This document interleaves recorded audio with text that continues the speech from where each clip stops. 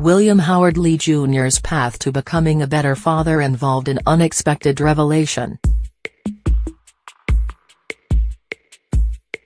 He had always wanted to be a good father, to break what he calls the generational curse of growing up without his own father, of having a stepfather who beat his mom, of spending time in and out of prison.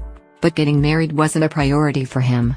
He and the mother of 2 of his children couldn't make their relationship work. They argued.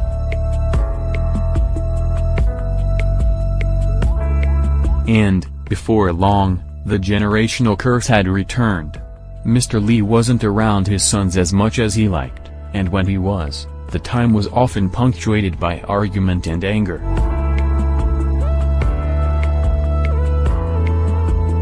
This is the story of many low-income, unmarried fathers, staff writer Stacey Tyker-Kaderu writes in this week's cover story. There are good intentions, genuine love, and deep regret, yet somehow the cycle repeats. The desire to be a good father stumbles into something familiar and filled with remorse. Yet Stacey's story is also about how that cycle can begin to be broken and how Lee has begun to break it. It has been a dozen different things for Lee, such as forgiving his own father and finding the humility to take a job as a dishwasher.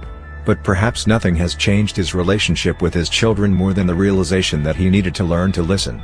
I didn't give my son's mother enough credit for the things she was saying because I really wasn't fully hearing her, he says.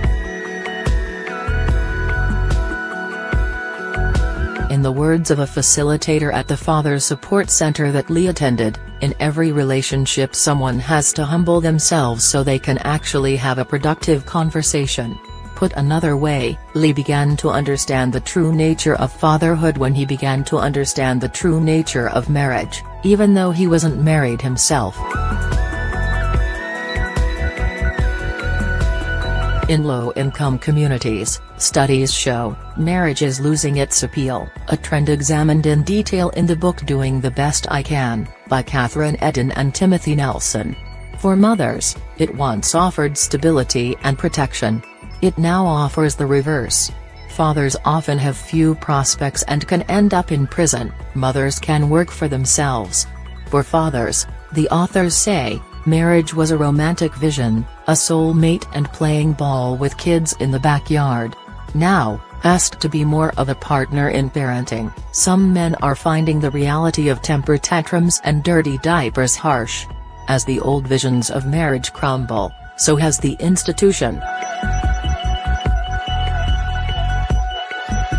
Get the Monitor stories you care about delivered to your inbox. But marriage was never really about those traditional trappings. It is, at its core, about the beauty of commitment. It is about compromise. And it refines a sense of compassion so large that it rejoices in forgetting self.